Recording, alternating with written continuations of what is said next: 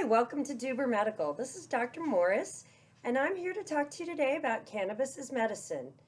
We're going to do an overview that will apply to a lot of patients, but the important thing is that you each seek care under your own doctor, both for traditional medicine as well as with a cannabis certified physician. Our doctors come from a number of backgrounds and work in a number of states. There are several clinical indications for which cannabis is quite helpful. The most frequent diagnoses that we see across the board are PTSD and chronic pain. The most serious diagnosis one would consider would be malignancy, a cancer, or other terminal illness. Realize each state has their own list of what qualifying conditions are. Our doctors and staff are trained to keep these state specialty diagnoses in mind. We do know that cannabis has a favorable effect on appetite, anxiety.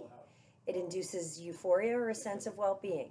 And how these positive effects are translated to medications and different disease processes are the point of what we offer you here at DuberMedical. If you've never been to a dispensary before or never used medical marijuana, you only know a fraction of what's available. In fact, when you go to a dispensary, there are 3 questions they ask you at the beginning.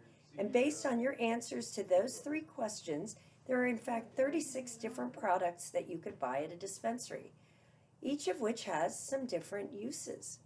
Our happiest patients find their own combination. They learn about each of the products and are able to individualize it to their care to take care of themselves safely and improve their quality of life. That's what this is all about at DuberMedical, improving quality of life. So what are the 3 questions they ask you at the dispensary? Number 1, what type of THC would you like? Number 2, would you like CBD with that? And number 3, in what format would you like your marijuana? Which means, how are you going to get it to your brain? So let's talk about those things. First of all, what are the subtypes of marijuana? The active ingredient is called THC, tetrahydrocannabinol. In fact, there are 3 subtypes of that. 2 of them behave as opposites, and one is kind of in the middle, called a hybrid. The opposites can speed you up or slow you down. How do you remember that? S for speed, sativa, cannabis sativa starts with an S and it speeds you up. Indica is affectionately referred to as it puts you in the couch. Again, an easy way to remember it. Now, not everybody responds that dramatically to all 3 of these, but some patients do. So it gives you a starting point for learning. There may be times that you prefer one strain versus another for different symptom patterns or situations, and this is all part of the learning curve with medical marijuana. Our next question is, do you want CBD with that? Historically, we've always thought of CBD as the opposite side of the plant versus the medical marijuana. But it turns out, if we put them together, the brain receptors really like it and the brain sees higher doses of both medications, the benefits of the CBD and the benefits of the THC. There are 2 ways you can choose to have CBD added to your products at the dispensary. There's what is called a 1-to-1 ratio, which means you have the same amount of marijuana and they add the same amount of CBD. This is called, again, 1-to-1 or 50-50. These combinations are excellent in topicals, which we'll talk about, are also excellent for daytime products because the CBD protects you from too much euphoria from the THC. You can also request instead that you have your marijuana instead of the same amount of CBD that we put in what's called high-dose CBD, which is several multiples of the amount of marijuana. This formula is particularly helpful for evening times, as we will again touch upon. And then finally, the last question when you're shopping is, how do you want to get the marijuana to the brain receptors to help you? And there are 4 choices for that: edibles, inhaled products, tinctures, and topicals. Let's cover those, because even if you have a strong preference for one or the other, there are some benefits of understanding all of them and how they may work. Most of our happy patients have several products that they like for their health and combine those agents.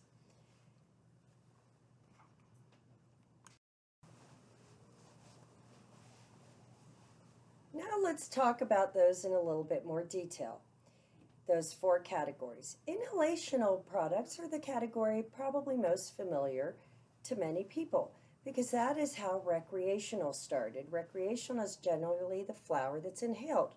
But when you have recreational, you don't know what strain, you don't know where it came from, and you don't have the safety that you have with medical. From a medical standpoint, though, the inhaled agents behave similarly. There are different products within the category. So first you do have the flower, which in some states you are not allowed to smoke it. Please know your laws. In other states you may vape it. In some states you may not even possess it. There are vapes where they're liquid vapes. You can take the flower and dry herb vape it. You can buy waxes. You can buy tinctures.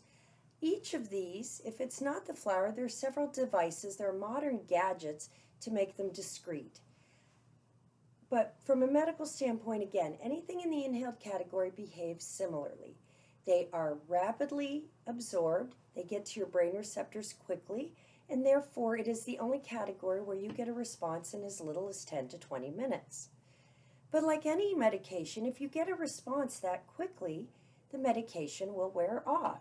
So the beneficial effect of any inhaled product in 60 to 90 minutes is completely gone. You then either have to start overdosing or find another agent. It is with this in mind that all of the other medical products come to pass. They are all designed to last hours and hours and hours. To get that response, you must take a much longer time to absorb. It is often during this absorption time and activation time that people get impatient. So if you don't know what to expect with the other products, you can in fact have a difficult time and think they may not work. This is particularly true with the edibles. So let's review. If a medication is going to last a long time, then it's going to take longer to kick in. Edibles generally take a full hour plus to kick in, and they kick in very gradually. Now, if you step back and think about that for a moment, it becomes rather obvious that an edible cannot possibly do the same thing that an inhaled agent can in the first few minutes. It's a different animal. It cannot do that. So it becomes imperative to learn what an edible can do to help you because it's going to last longer. So these types of agents, this use of medical marijuana is the most common and most effective. The happiest patients, in fact, tend to have different edibles they like for different types of symptoms. It's an ideal for the mainstay of therapy because if you take one in the morning and one in the evening, you can have continuous symptom control down to dull roar. If you couple your edibles with inhaled products, now you have some manner to take care of a flare-up. When you're learning edibles, it's important to realize that the edibles dosing is variable between people. 1/3 of people need a small dose. 2/3 of people need a regular dose. Fortunately, they come usually dose dispensed. One gummy bear is 10 milligrams, or one square of chocolate is 10 milligrams of marijuana. Don't eat the whole bar of chocolate, don't eat the whole bag of gummies because you will overdose on those. Instead, you need to do a trial. What dose is best for you? I ask my patients the first day they're trying an edible, set aside 2 days. 2 days to try the 2 different doses 2 days apart. By doing that the same time of day, you are much more likely to figure it out faster and conquer that learning curve. Then you can understand how the edibles will help you with anti-anxiety and the stress relief. The relaxation comes first, followed by the pain relief, but again, it's a much longer duration, but the feeling is very different than that feeling that you get in the first few moments of an inhaled agent. Now let's talk about another category, the topicals. The topicals are the creams or lotions or balms or salves. They are absorbed through the skin to provide pain relief. They work wonderful on limb pain or pain in the extremities, your arms and your legs, whether it's the joints or even the hands or a region. The best topicals in the modern era are those that combine your marijuana, your THC, with your CBD in a 1-to-1 ratio. If you're going to use a topical, I recommend that as your starting point. I also recommend that you try the same dosing 2 days in a row, two separate doses the same time of day. So do a small glob of the medication day one and a glob that's twice that size the second day. Continue to use it for a few more days and you will learn very quickly what dose will help you. This is a very useful product because it will not cause you any euphoria or impairment. Many patients are comfortable putting this on at the beginning of the day, again to bring their pain down and control it while they're working or pursuing other activities. The topicals do have some other uses, but I must mention the back and the neck are biomechanically constructed different in our bodies. So it is a smaller percentage of patients with spine pain that get relief with topicals. This being said, those patients who respond to topicals even with their spine fortunately get that dramatically favorable response that others do. So it may be worth trying for a few days as well. And finally, the fourth category are the tinctures. Tinctures are very concentrated. They're an oil in a bottle with a dropper. Once you know what tincture you want, these can be quite useful because they last as long as the edibles. They kick in a little bit more quickly, but not much. It's still a gradual onset. They go under your tongue in the vascular bed for their absorption. However, I must tell you that I do not recommend tinctures to my beginning medical marijuana patients because there are a lot of them out there. It's very concentrated, and I prefer that you take the time and learn which components you like best. Once you know what you like best, what strain of marijuana, how much CBD, then you're in a much better position to start learning the edibles. The topicals, the drops. The edibles are the opposite. The edibles are a great learning tool, and I often use those. Once you figure out your edible, then it makes sense to look for a tincture that would have the same components, and that may work well for you. As you've heard, there's a lot available at your dispensary. There's a lot to learn from today, day one, when you're having your first appointment.